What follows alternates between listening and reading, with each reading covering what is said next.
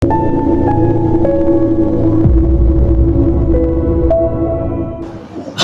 Assalamualaikum warahmatullahi wabarakatuh. Innal hamdalillah nahmaduhu wa nasta'inuhu wa nastaghfiruh wa na'udzu billahi min shururi anfusina wa min sayyiati a'malina. May yahdihillahu fala mudhillalah wa may yudlil fala hadiyalah. Allahumma shalli wa sallim ala Rasulillah Muhammadin ibni Abdullah wa ala alihi wa sahbihi wa man tabi'ahu bi ihsanin ila yaumil qiyamah, amma ba'du. Rabbi shrah li sadri wa yassir li amri wahlul 'uqdatam min lisani yafqahu qawli. Subhanaka la ilma lana illa ma 'allamtana innaka antal alimul hakim. Radina billahi rabba wa bil islami dina wa bi Muhammadin nabiyya wa rasula. Rabbana zidna ilma warzuqna fahma. Masyarul muslimin, jamaah salat jamaah ahad pengajian ahad pagi Masjid Ar-Ruhama rahimakumullah. Kita bersyukur kepada Allah Subhanahu wa taala,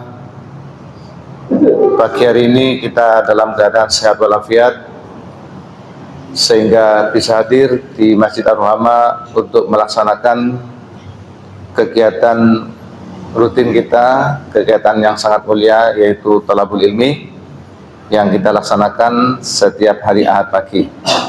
Semoga langkah Bapak Ibu dari rumah menuju tempat ini dicatat oleh Allah sebagai amal soleh yang akan memudahkan kita untuk meraih dan masuk ke dalam surganya. Amin amin ya rabbal alamin. Salatullah wassalamuhu, mudah-mudahan Allah limpahkan kepada junjungan kita Nabi Agung, Nabi besar, Nabi Muhammad sallallahu alaihi wasallam. Baik Bapak Ibu, kita lanjut kajian kitab Al-Jami' Shahih fi Ahadisil Aqidah, yaitu kumpulan hadis-hadis sahih yang menjelaskan akidah atau keyakinan di dalam agama kita. Kitab ini disusun oleh Syekh Mustafa Bahu rahimahullah. Isinya sangat luar biasa karena memang akidah itu adalah fondasi bagi kita sebelum yang lain. Akidah harus kokoh sebelum ibadah, dan akidah yang kokoh akan melahirkan ibadah yang istiqomah serta akhlak yang karimah. Maka fondasi yang harus diperkuat adalah fondasi akidah sebelum yang lain.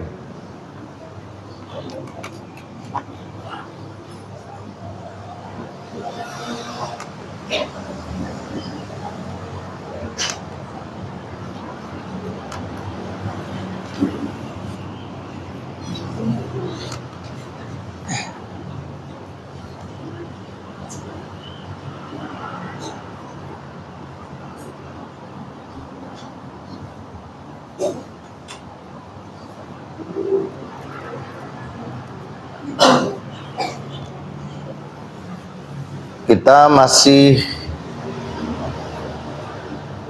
melanjutkan sifat Allah. Jadi ini tauhidnya namanya tauhid asma wa sifat. Ismun namanya Ar-Rahman, artinya Allah Maha Pengasih. Sifatnya Rahmah. Rahmah itu pengasih. Ya.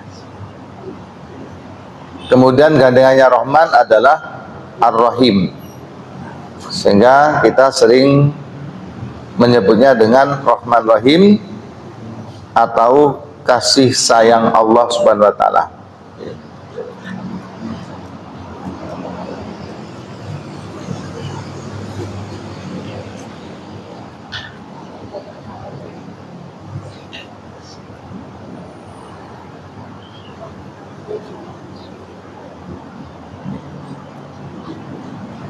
An Abdullah bin Umar, dari Abdullah bin Umar radhiyallahu anhu. Abdullah bin Umar itu Bapak Ibu dikenal dengan panggilan Ibnu Umar, anak laki-lakinya Sayyidina Umar bin Khattab. Kalau di sana itu ada alam lakob, nama panggilan, itu disandarkan kepada ayahnya atau disandarkan kepada anaknya. Nah ini beliau Abdullah ini, karena ada banyak Abdullah, ada Abdullah bin Umar, ada Abdullah bin Abbas, ada Abdullah bin Mas'ud. Sehingga kalau dipanggil Abdullah semua noleh. Iya. Sama dengan kita itu kalau di jalan itu ada yang manggil Mama, langsung noleh semua karena semua panggilannya Mama ya. Duduk bujuku. Iya. Sehingga kalau tempat umum manggilnya nggak boleh Mama. Dipanggil ditambah Mama siapa ya. Karena semua dipanggil Mama. Abdullah bin Umar ini ketika itu masih sangat muda pada zaman Rasulullah. Sangat muda beliau pada zaman Rasulullah Muhammad SAW. Sehingga beliau termasuk kader yang sangat mumpuni, yang memang memiliki keahlian yang luar biasa dalam banyak hal, terutama dalam masalah ini apa? Intelektual. Jadi sangat cerdas beliau. Seperti ayahnya. Ayah beliau siapa? Umar.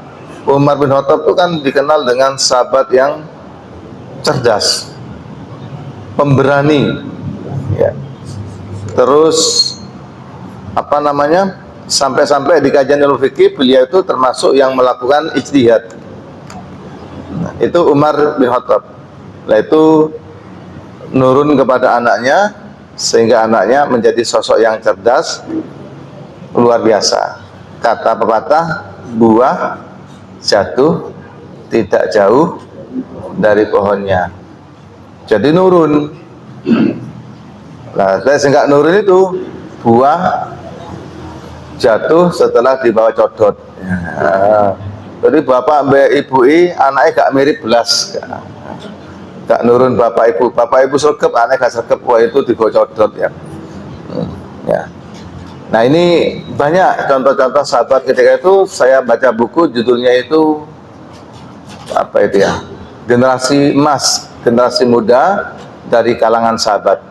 Salah satunya tadi Ibnu Umar atau Abdullah bin Umar. Ada Abdullah bin Umar, Abdullah bin Mas'ud tadi, ada juga Anas bin Malik ya. Anas bin Malik juga termasuk sahabat Nabi yang luar biasa di dalam, khususnya di dalam meriwayatkan hadis. Ya.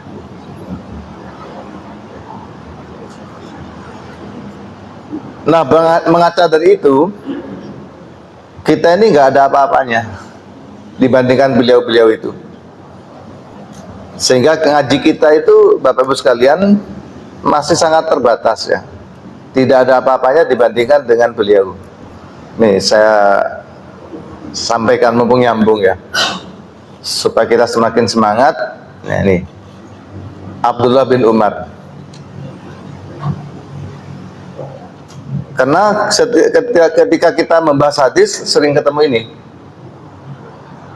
Abdullah bin Umar bin Khattab adalah saudara kandung Sayyidah Hafsah Ummul Mukminin. Hafsah itu istri Nabi. Ia salah seorang di antara sahabat yang bernama Abdullah yang terkenal dengan julukan Abdullah Al-Arba'ah. Jadi Abdullah itu ada 4. Yang pertama Abdullah bin Umar sendiri, yang kedua Abdullah bin Abbas, yang ketiga Abdullah bin Amr bin As, kemudian Abdullah bin Zubair. Bahkan ada satu tadi Abdullah bin Mas'ud. Beliau lahir pada tahun 10 sebelum Hijriah. Ada yang mengatakan 14 sebelum Hijriah, berarti Sebelum Nabi Muhammad hijrah 10 tahun, lahirlah Abdullah bin Umar. Beliau masuk Islam bersama ayahnya pada umur 10 tahun. Kemudian pada saat hijrah, Abdullah bin Umar mendahului ayahnya, ia hijrah ke Madinah. Pada saat perang Uhud, ia masih terlalu kecil untuk ikut perang. Dan Nabi tidak mengizinkan. Jadi kuendel-kendel orang sana itu, cilik-cilik nanti perang. Tapi kena tahu kecil, Nabi nggak mengizinkan. Tetapi setelah perang Uhud, ia mulai agak besar, Nabi mengizinkan, dan akhirnya Abdullah bin Umar mengikuti peperangan seperti perang Qadisiyah, Yarmouk, penaklukan Afrika dan seterusnya. Az-Zuhri ya tidak pernah meninggalkan pendapat Ibnu Umar untuk beralih kepada pendapat yang lain, saking mantapnya. Dia mengatakan, sungguh tak satu pun dari urusan Rasulullah dan para sahabatnya yang tersembunyi bagi Ibnu Umar. Jadi beliau banyak mengetahui ilmu, informasi, atau apa-apa yang disampaikan oleh Rasulullah maupun sahabat-sahabat yang lain. Nah, ini di bagian akhir Bapak Ibu. Beliau adalah sahabat yang paling banyak meriwayatkan hadis setelah Abu Hurairah. Jadi urutannya itu 1 Abu Hurairah, ya. 2 Ibnu Umar, yang paling banyak kedua. 3 Anas bin Malik, yang keempat Aisyah radhiyallahu anha. 4 ini yang paling banyak. Abu Hurairah itu sampai mencapai 5.000 hadis yang dihafal. Nah, Ibnu Umar ini 2.630 hadis. Kita berapa Bapak Ibu? Apa ekornya saja itu 30? Ya. Kita banyak menghafal hadis tapi sepotong-sepotong. Lah beliau itu fokus konsen di sini. Beliau meriwayatkan hadis sebanyak 2.630 hadis. Kemudian yang dihimpun oleh Bukhari Muslim dalam riwayat muttafaq alaih itu 270 hadis. Imam Bukhari sendiri menghimpun dari beliau 81 hadis. Sementara Imam Muslim sendiri menghimpun hadis dari Ibnu Umar sebanyak 31 hadis. 2.630 hadis. Ini Ibnu Umar. Baik, kembali ke tema akhir.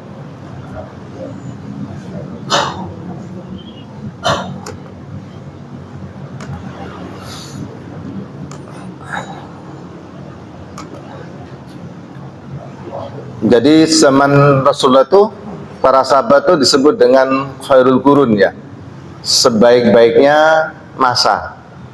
Di khairul qurun qarni, kata Nabi. Sebaik-baik masa itu adalah masa di saat aku, kata Nabi. Setelah itu menyusul berikutnya, berkurang ya. Ya. Wa yuballighu bihi an-nabiy sallallahu alaihi wasallam. Beliau Ibnu Umar menyampaikan sesuatu yang datangnya dari Nabi, yaitu sabda Nabi, ar-rahimuna yarhahumur rahman, irhamu ahlal ardi yarhamkum man fis samai. Di redaksi lain, irhamu man fil ardi yarhamkum man fis sama.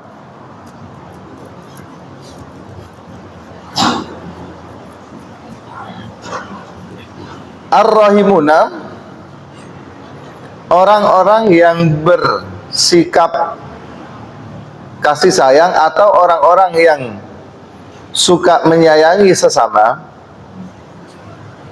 yarhamuhumur rahman, maka mereka akan disayangi oleh Allah Subhanahu wa taala yang Maha Pengasih dan Penyayang. Ar-rahimuna, orang-orang yang menyayangi sesama, dia akan dibalas kasih sayang itu dengan balasan dia mendapatkan kasih sayang dari Ar-Rahman, Allah Subhanahu wa ta'ala.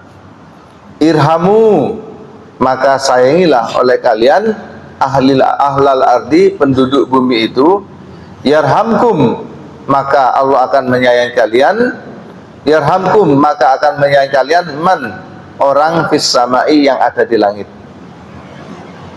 Sayati birokni, hadis ini nanti akan diulang di hadis nomor 312. Sekarang kita berada di hadis 199.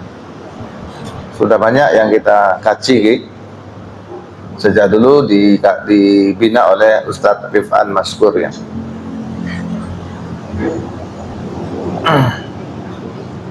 Saya ulangi, dari Abdullah bin Umar, beliau menyampaikan sesuatu yang datangnya dari Nabi. Apa kata Nabi? Ar-rahimuna yarhamuhumur rahman. Orang yang memberikan kasih sayang kepada sesama, maka orang tersebut akan mendapatkan kasih sayang dari Allah, Dat Ar-Rahman, yang Maha Pengasih. Irhamu ahlal ardi, sayangilah oleh kalian penduduk yang ada di muka bumi. Yarhamkum, maka akan menyayangi kalian man, penduduk fis samai, yang ada di langit. Kandungan hadis, kasih sayang Allah amat luas, tak terbatas. Wasi'a rahmati, ya kata Nabi, wasi'at rahmati kulla syai'. Rahmatku amat luas, mengalahi segala sesuatu. Allah juga disebut dengan wasi'ul maghfirah, sangat luas ampunannya. Kemudian innallaha wasi'un alim, Allah itu sangat luas rahmatnya, alimun, Allah Maha mengetahui. Saking luasnya tidak terbatas. Sampai-sampai kita disindir oleh Allah Subhanahu wa taala, wa in ta'uddu nikmatallahi la tusuha. Jika kalian menghitung-hitung nikmat Allah, la tusuha, pastilah kalian tidak bisa mengetahui jumlahnya, saking banyaknya. Kasih sayang Allah meliputi sesuatu yang bersifat materi dan sesuatu yang bukan materi. Yang materi bisa terlihat oleh mata atau dirasa oleh kita dalam bentuk materi. Makanan, minuman, itu juga wujud dari kasih sayang Allah. Tadi yang memberi makan itu adalah Allah dengan cara yang ada. Minuman juga demikian. Properti yang lain itu wujud dari kasih sayang Allah. Dan yang non materi tentu sangat banyak. Ketenangan, ketentraman, itu non materi yang Allah berikan. Kebahagiaan, termasuk tetangga yang baik, itu juga kasih sayang Allah yang berikan pada kita. Ya. Kasih sayang Allah amat agung, tak terhitung. Ya. Amat agung di sini, kasih sayang Allah itu apa ya? Manfaat dan fungsinya itu tidak terkira. Allah beri udara yang setiap saat kita hirup ini, itu jumlahnya tak terbatas. Berapa jumlah oksigen yang kita hirup? Gratis, tanpa alat. Ada seseorang yang sakit, megap-megap, gak bisa nafas dengan baik, terganggu karena ada gangguan di saluran pernafasannya, harus dibantu dengan nafas yang menggunakan oksigen. Itu harganya mahal. Yang kecil itu berapa itu? 65.000, 65.000, sekitar itu. Itu habis 3 jam. Ya, 3 jam. Yang besar itu, Pak, yang besar itu sekitar 93.000. Ya, itu bisa habis 24 jam. Saya hafal, Pak. Karena saya ngerumat mertua dulu itu, sebelum wafat, itu saya belikan oksigen yang kecil itu, cepat entek Pak. Ya Allah, cepat. Saya kembali lagi cari yang besar. Cari yang besar Bu ya. Itu bawanya susah. Panjang kan ya. Abot ya. Ketika itu saya mengalami kesulitan, nggak ada yang bantu. Saya langsung pinjem pickup ke kantor, tak tengguruk dewi. Menurunkan dari pickup tuh, wah abot Pak, beresiko. Karena abotnya ya Allah. Masuk gang bisa. Ketika itu wis darurat ya. Wis apa itu wis megap-megap itu. Terus saya turunkan sendiri. Saya pakai seragam tak lepas, wis pakai kaos kutang gitu, tak tengguluk. Ya Allah, ini apa ya? Gobios ya. Ternyata nafas itu mahal. Iya. Yang lain pada sibuk kena nggak bisa meninggalkan urusan ya. Nah, itu saya tengguruk dewi. Nah, ya Allah, seperti ini ternyata ya. Betapa mahalnya nafas. Kita bolak-balik nafas, oh, gak bersyukur ya. Betul. Jadi setelah itu akhirnya sudah terkoneksi, kita telepon, diantar, diangkat. Nah, yang pertama tadi karena memang emergency ya. Saya bersyukur Bu, bersyukurnya alhamdulillah pekerjaan saya itu ringan. Bayangkan mas-mas yang bendino nenggulu itu ya.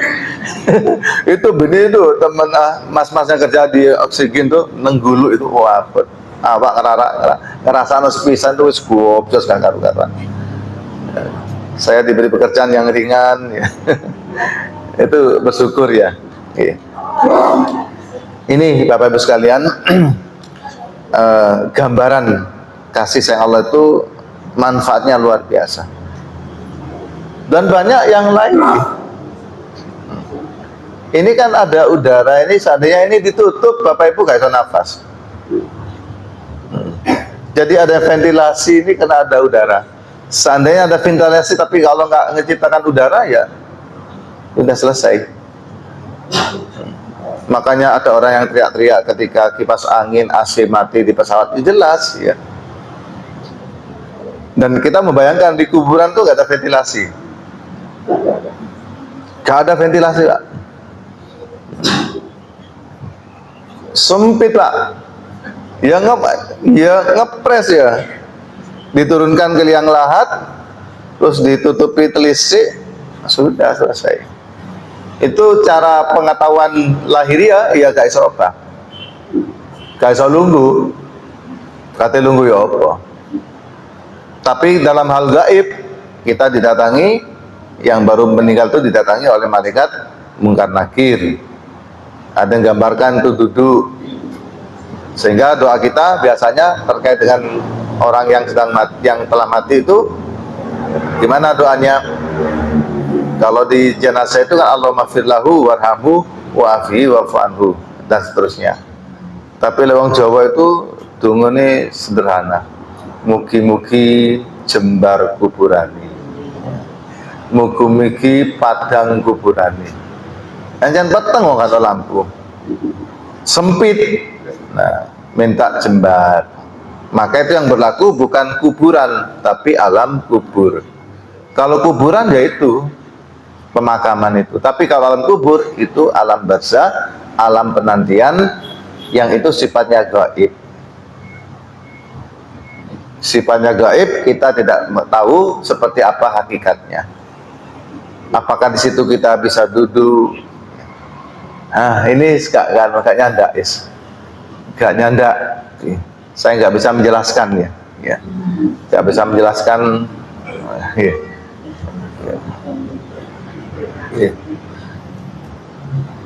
Oleh karena itu sayangilah makhluk Allah yang ada di bumi, maka yang ada di langit, siapa yang ada di langit, Allah Subhanahu Wa Taala sendiri dan para malaikatnya akan menyayangi kita. Ketika kita mampu menyayangi makhluk Allah yang ada di bumi, ini tidak terbatas. Tidak hanya manusia, apalagi manusia. Maka yang ada di langit itu akan menyayangi kita.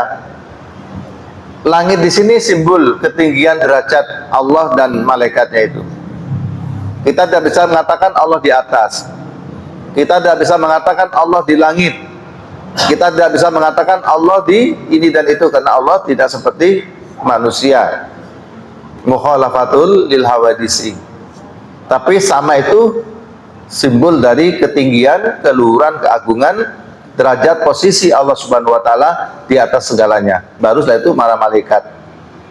Digambarkan di hadis itu, malaikat itu setiap hari keluar masuk di langit ke-7 atau di atasnya yang disebut dengan Sidratul Muntaha itu puluhan ribu. Di nomor 3 ini Bapak Ibu ada kalimat makhluk Allah yang ada di bumi. Makhluk yang paling utama di muka bumi adalah manusia. Manusia pun dibagi. Yang pertama, manusia terdekat dengan hidup kita, yaitu al-walidaini, kedua orang tua. Yang kedua, karib kerabat, paman, bibi, pakde, bude, paklik, bule. Kemudian kerabat yang lain, keponakan, sepupu, itu makhluk Allah. Kemudian ada tetangga. Yang keempat ada sahibi bil jambi, teman sejawat. Baru yang lain, manusia pada umumnya, yaitu manusia yang secara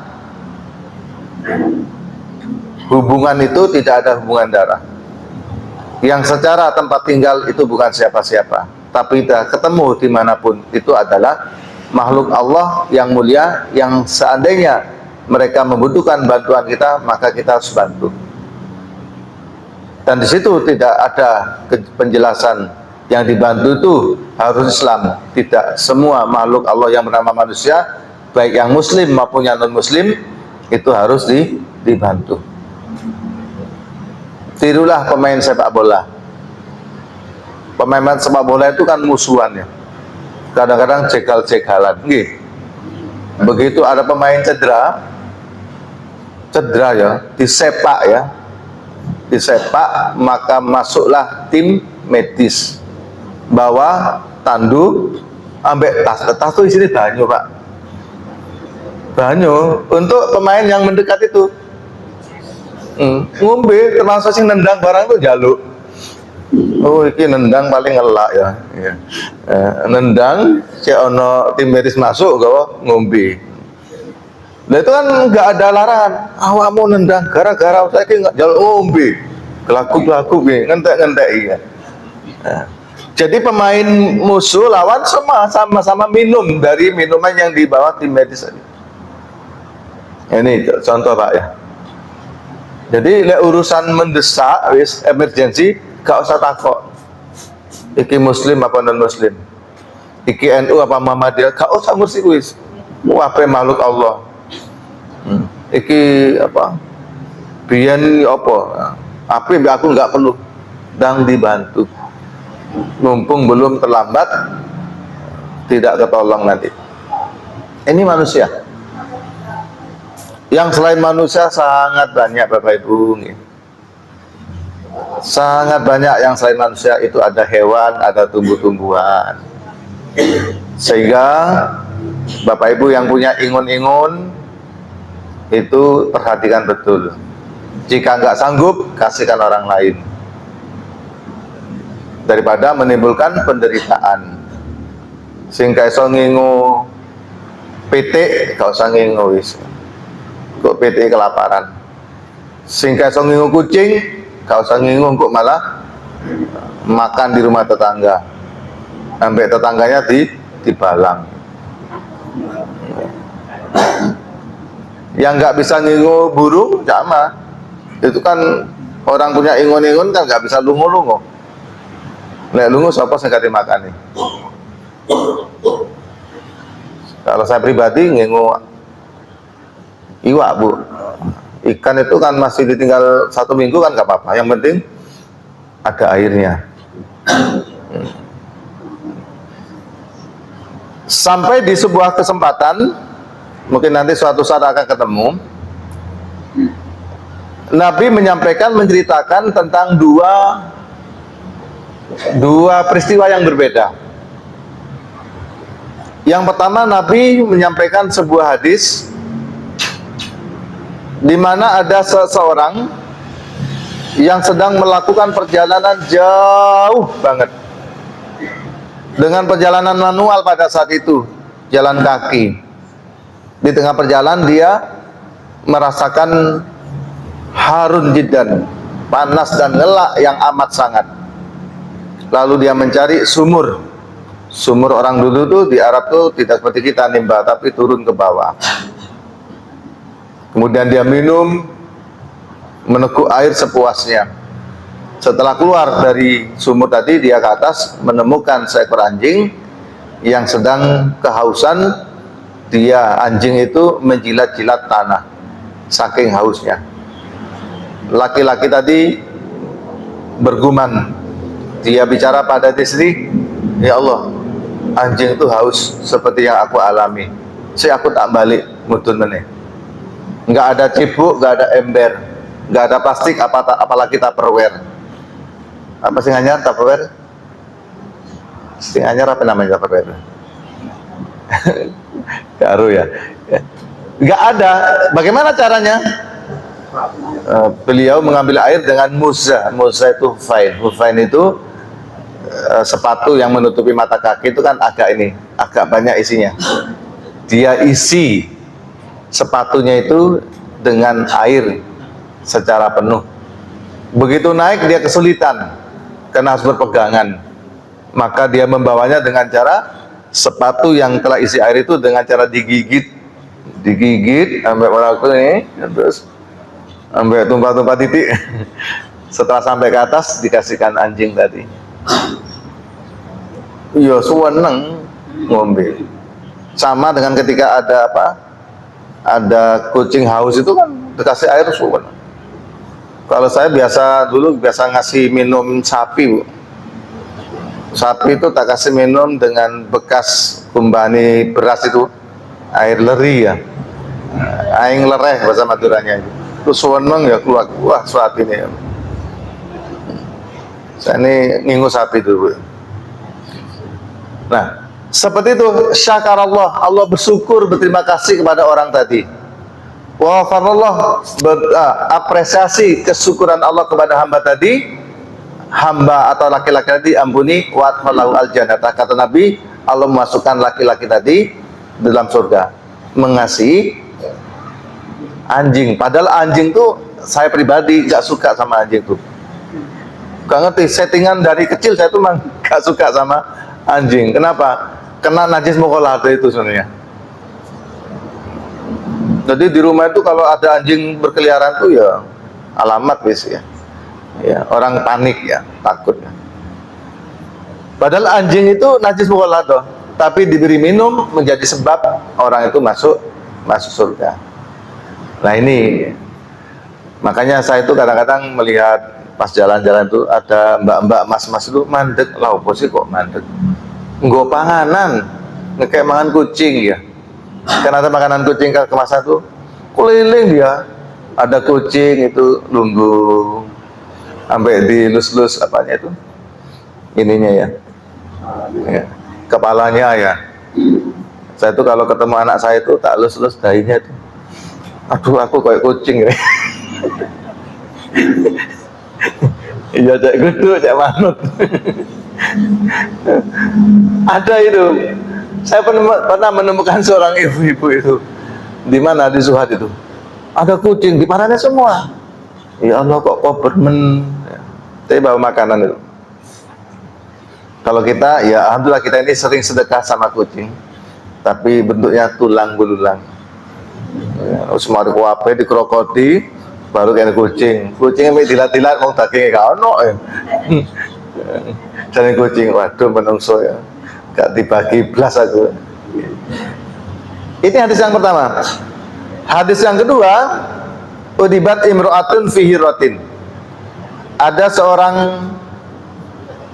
seseorang yang akan disiksa, kata Nabi, fi hiratin, disebabkan kucing. Apa yang dilakukan oleh dia sampai nanti di akhirat dia akan disiksa? Habasatha, dia itu punya seekor kucing dikurung atau diikat, tetapi tidak diberi makan, tidak diberi minum. hatta matat ju'an, sampai kucing itu mati karena kelaparan. Maka akibat perbuatan yang menyiksa kucing itu, Nabi menyampaikan orang ini kelak akan dimasukkan ke dalam neraka. Nah, ini ada dua hal. Yang pertama, kasih sayang kepada makhluk binatang itu menyebabkan Allah berterima kasih, Allah mengampuni, Allah akan memasukkan dia ke dalam surga. Menyiksa binatang akan menjadi salah satu penyebab seseorang itu dimasukkan ke dalam neraka. Jadi dua, anjing sama kucing. Ya. Anjing sama kucing dimasukkan dalam hadis Nabi itu. Kalau di kehidupan kita, anjing kucing itu kan gambaran. Tukaran naik koyo anjing sama kucing. Yang keempat, rairah rahman rahim Allah dengan mengasihi dan menyayangi sesama makhluk Allah. Jadi raihlah rahman rahim Allah subhanahu wa ta'ala dengan mengasihi dan menyayangi sesama makhluk Allah.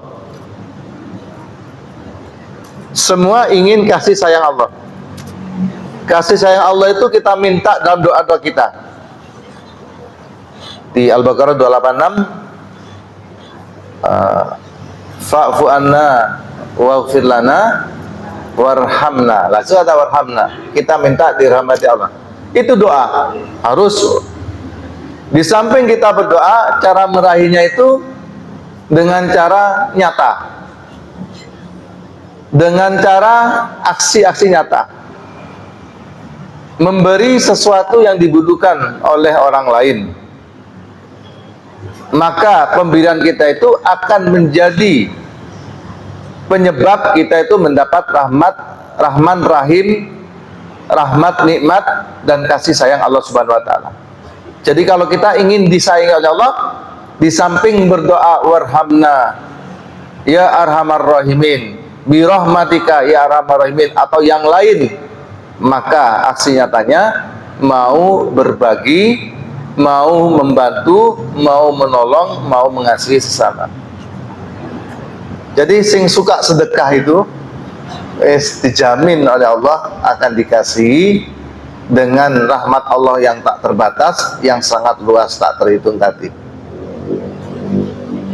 Jadi sering-sering ngasih Bapak Ibu, ibu-ibu ya, yang dekat anak kos itu ya sering-sering dikasih ya, mbu donat, mbu jemblem ya. Tapi anak kos sekarang nggak gelem jemblem ya. Ya. Padahal jemblem tuh enak ya. Ono dulure jenenge gethuk. Ono sing rada alat namanya lemet ya. Berapa malih, Bu? Jadi meraihnya itu di samping dengan doa, ya tadi dengan aksi-aksi nyata. Sebisa mungkin, Bapak. Sederhana nggak apa-apa.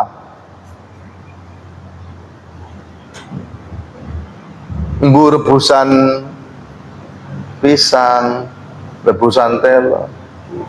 Ya. Mbak, Putih, ini ada rebusan. Ya. Saya tak kasih rebus-rebusan supaya nggak kena kolesterol. Nggak tak goreng. Padahal gak ada lengo. Anak lengo ini gak ada tepungnya. Ini pisang goreng tak kukus. Pisang goreng pisang tak kukus, gak tak goreng ya. Nah, lihat digoreng itu anak tepungnya, kita dilarang makan tepung-tepung ya. Sehingga timangan tepung situ nih. 5. Tuluslah dalam mengasihi dan menyayangi sesama, sebagaimana tulusnya Allah subhanahu wa ta'ala terhadap makhluknya ya. Allah itu ngasihnya tanpa pamrih. Kalau kita biasanya ada pamrihnya, Bapak Ibu. Kalau ngasih sesuatu tuh kita ada pamrihnya. Tak kasih satu cek diganggu. Tak kasih satu kemarin sudah ngasih sesuatu kepada saya, balasan. Ada juga ngasih sesuatu supaya nanti mendapat kebaikan yang disebut dengan hutang budi. Allah tidak. Allah itu tidak butuh apa-apa. Tapi Allah penuhi segala sesuatu yang dibutuhkan oleh makhluknya dengan cara Allah, dengan ilmu Allah, dengan kehendak Allah Subhanahu wa taala. Nah, tulus ini juga persoalan. Jadi kalau kita mau ngasih, apa tujuan saya ngasih nih? Ya, saya ingin berbagi. Itu di hati. Ya, saya ingin membantu karena orangnya kesulitan. Gak usah diungkapkan dengan lisan. Nanti krungu wonge. Aku bantu ngesak wongiku. Ya. Karena ada orang itu dalam kondisi walaupun dia kesulitan tuh kadang-kadang nggak mau dibantu. Saya ngasih ini karena perintah Allah, itu ya bagus. Saya ngasih ini karena ini tuntunan Rasul, anjuran Nabi untuk berbagi. Saya ngasih ini supaya jika suatu saat aku mendapat kesulitan, maka aku akan mendapat kemudahan. Itu boleh. Saya ngasih ini supaya dapat balasan dari Allah, itu nggak apa-apa. Memang ada amal yang pada puncaknya itu sangat tinggi derajatnya, yaitu amal tanpa apa? Tanpa motif. Misalnya Bapak Ibu ya, sholat duha. Kenapa sholat duha? Saya ingin dekat dengan Allah. Bagus itu. Sampai kok sekep sholat duha, yo aku ingin disebut lancar. Nah, lancar. Ini bagus tapi masih bermotif, bertujuan. Tapi nggak apa-apa karena tujuannya kepada Allah. Tapi kalau ulama orang tasawuf itu yang itu nggak mau, wis pokoknya aku pernah saya katakan ya di sini, orang beribadah itu kan tingkatannya 3 ya. 1, karena takut dimasukkan neraka. Bu, kenapa sholat? Iya, katanya Ustadz lekat sholat masuk neraka sakor. Aku wedi. Pak, kenapa sholat? Iya, saya takut kalau nggak sholat itu dikatakan sebagai orang kafir dan pasti disiksa. Jadi ibadah sholatnya itu tujuannya supaya tidak dimasukkan, dilempar ke dalam neraka. Apakah boleh? Boleh. Cuma biasanya yang gini-gini sholatnya itu pas-pasan, gak pakai khusyuk, pas-pasan ya. Terus yang seperti ini biasanya dia mengatakan gugur kewajiban. Cara wong kerja itu mi absen to, cetor wajah, iya. Mari absen gak lapo-lapo, absen kedatangan gak lapo-lapo, mari absen kepulangan. Yang kedua, orang ibadah itu karena mengharap surga. Bu, kenapa kok bersusah-susah? Puasa Ramadan kan berat ya. Tidak makan, menahan lapar haus mulai pagi, subuh, sebelum subuh sampai maghrib. Ya, saya ingin masuk surga melalui pintu Ar-Rayyan. Apakah boleh? Boleh. Memang iming-imingnya seperti itu dari Allah dan Rasulnya, bahwa kita itu akan masuk surga melalui beberapa pintu min abwabin. Nabi pernah menyampaikan ini kepada sahabat Abu Bakar, bahwa nanti manusia itu akan masuk surga dari berbagai pintu. Ada yang dari pintu sholat, ada yang dari pintu haji, umroh, ada yang dari pintu puasa. Yang haji umroh itu Nabi sudah menyampaikan, al-hajjul mabrur laisa lahu jasa ilal jannah. Haji yang mabrur itu tidak ada balasan kecuali balasannya adalah surga. Ada yang melalui pintu sedekah. Sedekah dengan sebutir kurma separuh, ittaqun nara walau bisyiki tamratin. Jagalah dirimu supaya nggak masuk neraka dengan cara bersedekah, walaupun sedekahnya itu sedikit, yaitu separuh dari buah kurma yang kecil itu. Separuh dipecah, yang kanan untuk orang, yang kiri kita makan sendiri. Itu bisa menghindarkan dari neraka, berarti masuk surga. Abu Bakar bertanya, kalau saya nanti masuk pintu mana wahai Rasul?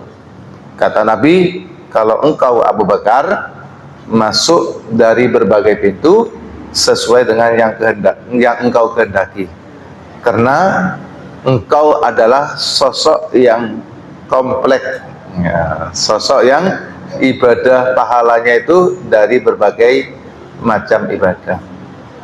Nah, ini Sayyidina Abu Bakar As-Siddiq, ya. Nah, mari kita masuk yang mana? Itu yang kedua, ya, boleh beramal supaya masuk surga. Yang ketiga, kenapa panjenengan beribadah dengan sedemikian rupa? Apakah panjenengan takut neraka? Tidak. Apakah panjenengan ingin masuk ke surga? Tidak. Pokok aku manut nang Gusti Allah. Tugasku mung siji, nurut dan manut, taat kepada Allah dan Rasulnya. Saya nggak mikir neraka, saya nggak mikir surga, saya juga nggak takut dimasukkan neraka, juga bukan karena ingin masuk surga. Saya ingin beribadah kepada Allah sebagai kewajiban seorang makhluk terhadap Kholiknya.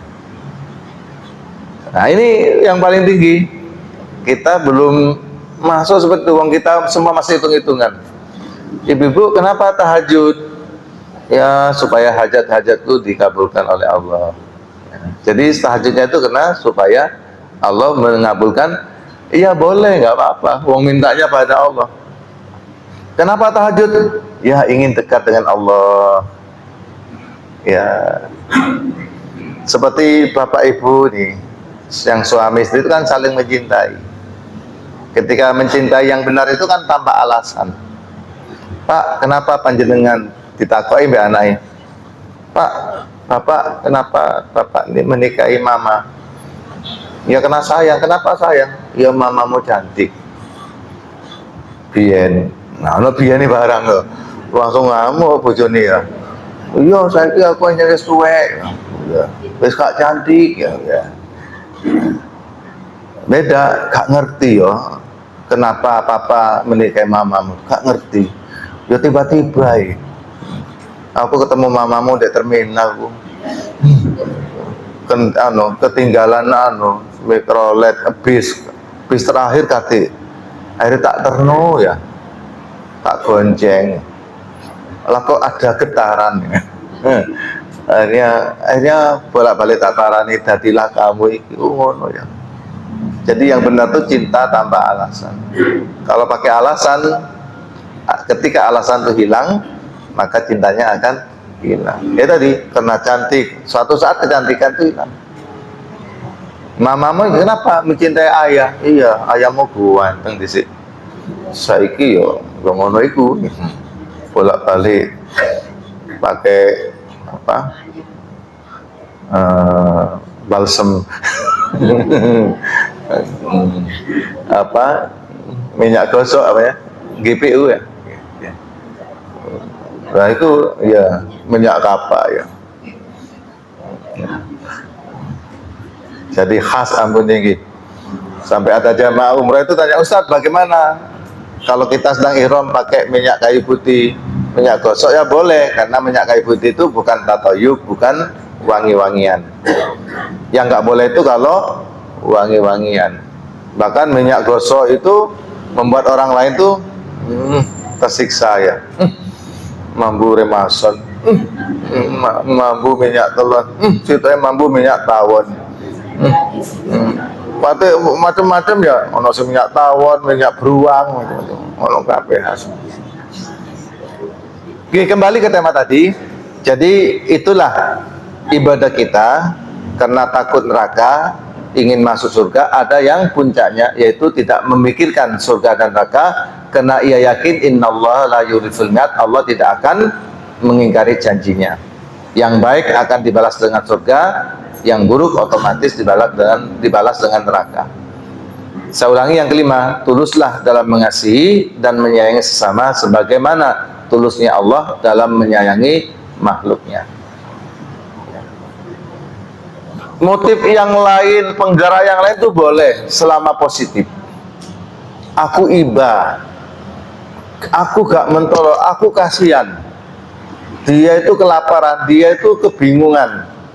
Tidak ada yang dimasak, berasnya habis. Aku krungu dari balik tembok.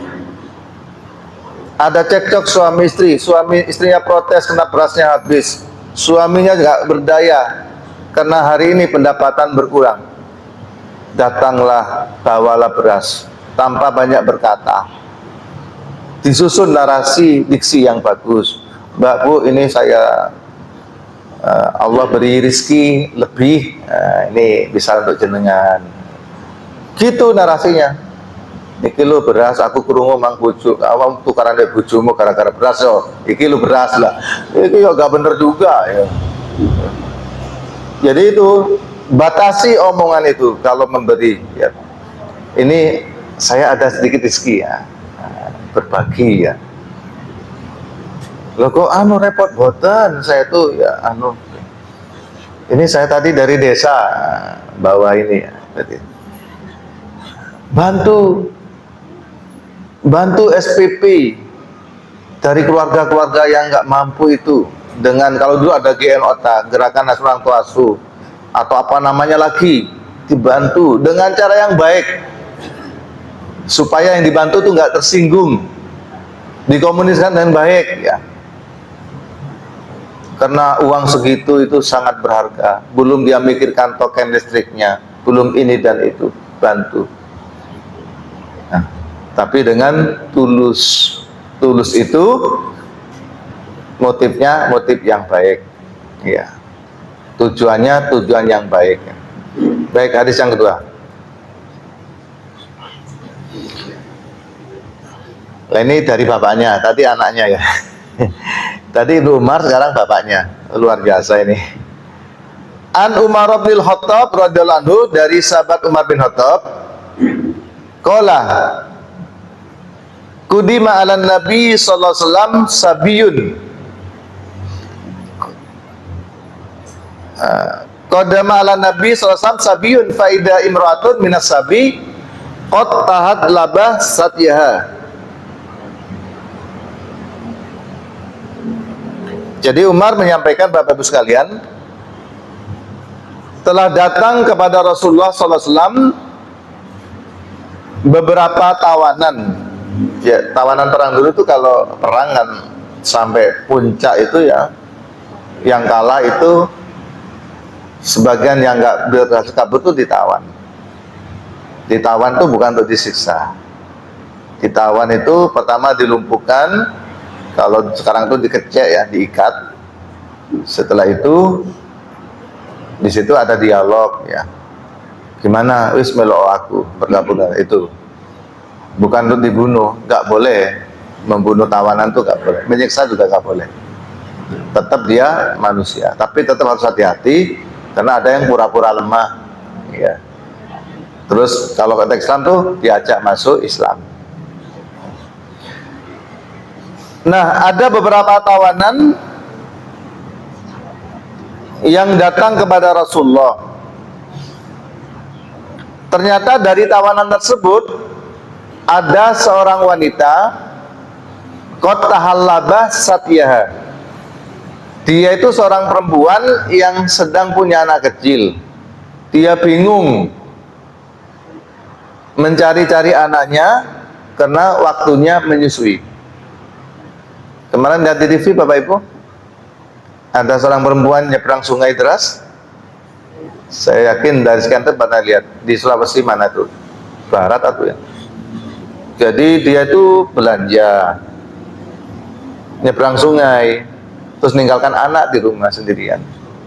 Pas belanja, tiba-tiba air itu meluap sungai itu, nggak bisa pulang dia. Tapi ingat anaknya, takut mengalami apa-apa, dia nekat lompat melawan arus yang deras itu. Dia renang ya. Alhamdulillah selamat. Itu kok ya sempat ya, sempat ada yang nyuting tuh Pak ya. Kalau sekarang kan syutingan itu kan memang konten ya. Jadi ada Pak ini ya, lakukan ini kan konten, karena syutingannya dari berbagai sudut. Kalau ini manual syutingannya, ngelangi ibu-ibu emak-emak itu, saking ininya ya, Saking khawatirnya dengan si kecil tadi. Itu loh kasih sayang ibu itu. Sungai yang deras pun diterobos. Sama dengan ini, perempuan yang sedang punya anak itu kebingungan, gelisah karena ingin menyusui anaknya, dia mencari-cari anaknya di mana. Idza wajadta sabiyan fis sabi akhadathu falsaqathu bi batniha wa arda'atu. Setelah dicari, anaknya itu ketemu. Setelah ketemu langsung digendong di perutnya, nih bibat dia, di apa ini? Dipeluk ya. Kemudian disusuinya. Nah, saking sayangnya. Jadi dia bingung, gimana anak saya ini? Padahal posisinya dia sebagai tawanan perang. Tapi diizinkan. Karena itu adalah unsur kemanusiaan. Nabi menyaksikan itu. Apa kata Nabi? Faqala lana, kata Umar bin Khattab, pada saat itu Nabi bersabda, memberi nasihat kepada kami, atarawna hadihi tarihatun waladaha, atarawna hadihi tarihatan waladaha finnar. Nabi berpesan kepada yang hadir ketika itu Umar bin Khattab, bagaimana menurut kalian, apakah perempuan ini tega seandainya anaknya itu dilempar ke dalam api?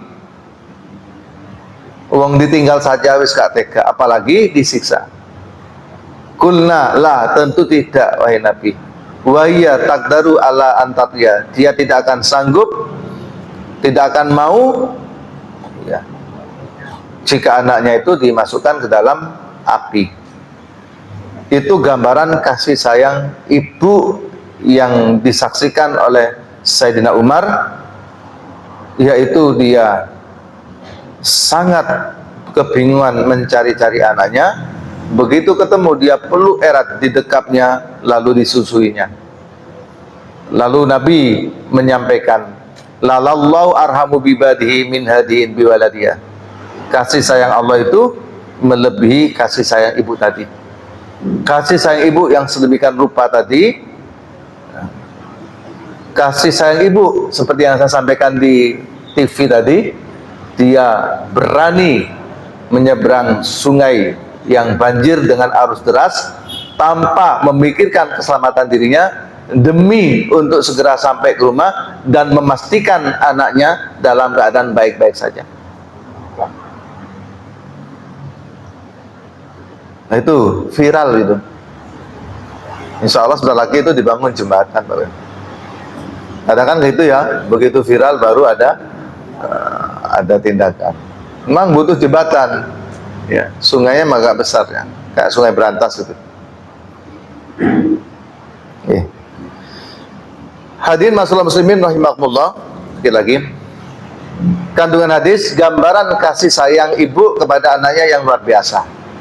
Nggih. Insyaallah ibu-ibu semua seperti ini. Ibu-ibu itu kan kalau makan kan terakhir ya. Setelah anaknya kenyang semua baru dia. Terus ibu-ibu itu kan suka bohong. Tapi bohongnya itu baik. Lih mangan ibu. Ibu wis mangan, padahal durung mangan. Supaya anak itu gak kepikiran. Ya. Ibu mboten dahar. Ibu wis wareg. Ya, padahal durung mangan. Karena wis ngomong wareg mbek anake dintekno. Lho kok dintekno ya. Keliru ngomong wareg ya. Enggak apa-apa wis. Ibu itu berharap bisa krokot-krokot belum sisa anaknya itu. Ya. Itu begitu ono berkat ya dibrek terus diangkat. Berkat ya, berkat ditaruh itu kan yang didudukan kan anak. Ismangan sih. Ibu gampang ya.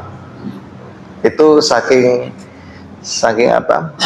Sayang ibu itu sampai berbohong dalam arti supaya anaknya itu tidak mikir. Begitu melek anak itu, ibu nggak tidur. Ibu wis marit dulu. Ibu turu sudah, karena dia jaga anaknya yang sakit tadi. Seperti itu nggih. Saking luar biasa. Tapi juga ada cerita-cerita yang lucu tentang ibu itu. Ada ibu-ibu itu ngelone anake ya. Sing dikelone gak turu, ibu turu. Dikelone usruk ae terus gak turu-turu. Sing kene wis keselen ya mari kora-kora, mari umbah-umbah wesel. Anak itu kalau gak turu-turu ya. Jadi sing dikelone ucul, sing ngeloni turu. Yang kedua, ada ibu-ibu itu dulang anake. Anake lemangan dikemu, suwe sak bulan gak mari-mari. Ibu gak telaten dikemu dipangan dhewe. Akhirnya sing sehat ibu sing bareng ibu kesuwen ya. Nah ini gambaran gitu. Yang kedua, kasih sayang Allah melebihi kasih sayang ibu tersebut. Padahal sudah sedemikian rupa ya. Rela menerobos banjir, rela melawan hukuman. Ya. Oleh karena itu sayangilah sesama sebagaimana yang telah Allah ajarkan, sebagaimana yang telah Allah contohkan. Ya. Dari sini kesimpulannya Islam itu adalah agama kasih sayang. Tapi kita kan nggak pernah ngomong-ngomong gitu. Islam itu agama kasih, tidak wis. Pokok dalam implementasinya dilakukan, diamalkan. Inti dari pembicaraan tadi, Allah itu memiliki sifat Ar-Rahman, yaitu Maha Pengasih. Sebagai wujud bahwa kita telah menghayati, mempelajari, mendalami sifat Ar-Rahman Allah, maka di situ harus ada sikap bahwa kita pun harus menyayangi sesama makhluk Allah, baik itu binatang, tumbuh-tumbuhan, apalagi manusia, apalagi itu karib kerabat, apalagi itu teman, apalagi itu tetangga. Dengan demikian sesungguhnya Bapak Ibu sekalian, sifat-sifat baik seperti kita mau menolong itu akan muncul ketika kita memahami tentang sifat-sifat Allah, ketika kita memiliki akidah yang baik.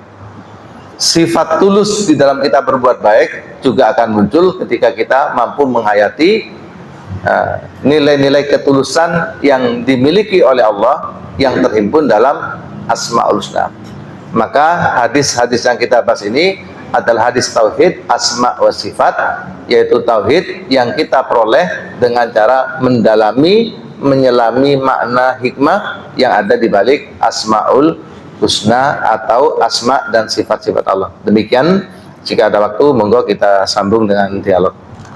Baik, selanjutnya tanya jawab dari Bapak 1 Titik Gus. Monggo.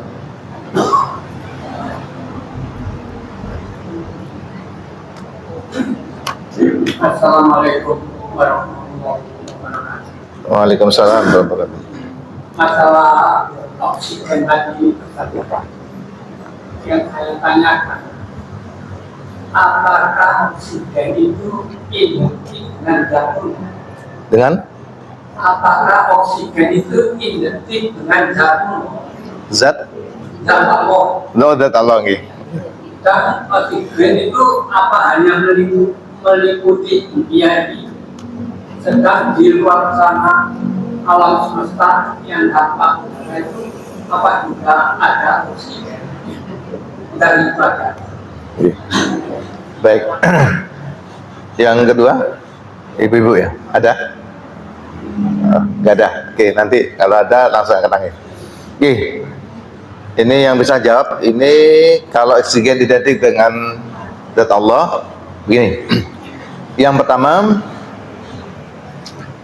tentu zat Allah itu tidak sama dengan makhluknya. Di kitab-kitab tauhid disebut dengan Allah itu memiliki sifat mukhalafatul lil hawadis. Berbeda dengan makhluk, sifat mustahilnya mumasalatul lil hawadis. Karena oksigen itu makhluk Allah atau ciptaan Allah, maka berarti zat Allah itu tidak identik dengan oksigen.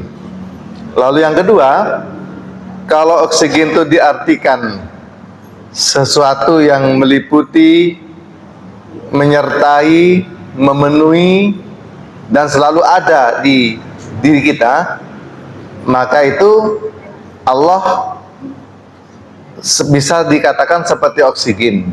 Artinya Allah itu selalu ada di kita. Itu lebih mengarah ke majas, Pak ya. Majas ya, bahwa Allah itu dekat ya. Seandainya Allah nggak ada, kita mati. Seperti seandainya kita nggak ada oksigen, itu mati. Itu. Jadi tidak identik, tapi bisa diumpamakan ya, bahwa Allah itu meliputi, menyelimuti, dekat dengan kita 24 jam. Oksigen juga demikian. Lalu yang ketiga, bahwa oksigen itu adalah anugerah Allah yang luar biasa, dan manusia umumnya lupa kalau oksigen itu pemberian Allah yang sangat penting, dan itu bisa berbahaya ketika kita tidak mampu menghirup oksigen itu karena ada hambatan, ya sesak atau apa lagi, sehingga butuh alat. Nah, butuh alat. Terus yang berikutnya, Bapak Ibu sekalian, makanya adanya tumbuh-tumbuhan itu, informasinya tumbuh-tumbuhan itu juga untuk menjaga oksigen yang kita hirup itu adalah oksigen atau udara yang bersih dan sehat. Maka ada yang mengatakan hutan itu adalah paru-paru dunia. Indonesia ini termasuk negara yang menjadi paru-paru dunia karena hutannya sangat lebat. Ini di depan nih pohon semua. Tadi sepanjang saya berjalan di mana tadi ya? Di daerah Sulfat, di daerah itu kanan kiri kan pohon semua. Ini kenapa nggak ditebang?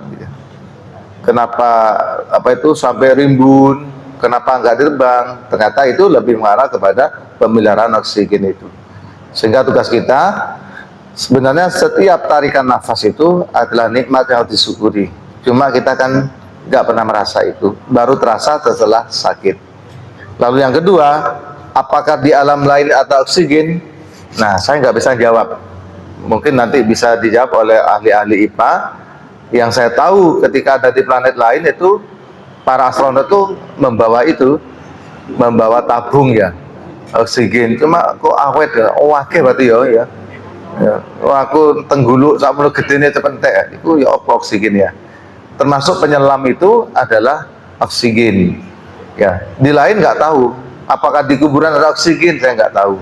Ya, apa di air ada oksigen? Yang jelas, Bapak Ibu sekalian, hidup ini ya, saya pernah ilustrasikan. Hidup ini seperti penyelam.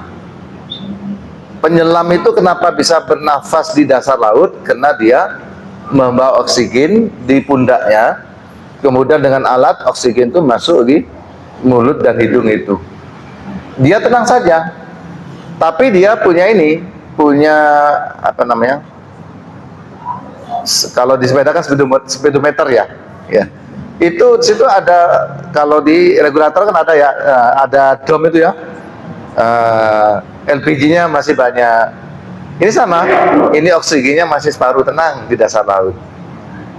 Oksigen titik, segera dia keluar. Hidup seperti itu. Kita itu ya seperti membawa oksigen itu. Membawa oksigen kita nggak tahu. Sekarang ini oksigen kita karek piro, Pak? Separuh, sepertiga, seperempat, atau tinggal 10%, atau tinggal 5%. Begitu habis otomatis mati. Kenapa? Kita nggak punya alat untuk mengetahui itu. Sehingga sebenarnya orang mati itu karena jatah oksigennya sudah habis. Wallahu alam. Oh lagi, monggo. Nggih. Kalau di zaman Rasulullah, sahabat ini bisa karena kasih sayangnya bisa mengorbankan dirinya untuk melindungi Rasulullah dari sekarang. Kalau sekarang, umpama kita ingin menyayangi Ustaz itu gimana? Nggih. Jadi para sahabat itu pasang badan ya, untuk melindungi Rasulullah dari berbagai bahaya. Karena zaman itu Nabi itu memang yang terancam, tapi Nabi itu dilindungi oleh Allah. Cuma secara manusia sahabat itu mengawal, pasang badan, sampai bagaimana Sayyidina Ali itu berani tidur di tempat tidur Rasulullah untuk mengelabui supaya orang kafir Quraisy itu gak sadar kalau Rasulullah telah pergi. Tapi itu resiko. Ono sing orang kafir sing stres itu kan langsung ditembak dipanah ya. Tapi Sayyidina Ali itu mampu. Bagaimana kalau sekarang? Kalau sekarang ya lihat situasi kondisi. Kalau kita misalnya mau melindungi ulama ya. Kalau sekarang ya taati ajaran, petuah, nasihat, fatwanya. Tapi ada suatu saat itu harus ulama itu dilindungi. Secara fisik dijaga supaya tidak terancam nyawa dan jiwanya. Saya pernah ngalami Pak, saya pernah dakwah di ini Jampang Kulon, ngerti Jampang Kulon gitu? Suradi, Jawa Barat.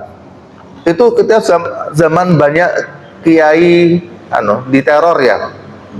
Itu kami tidur di kampung itu, saya pernah dakwah di Pelabuhan Ratu juga.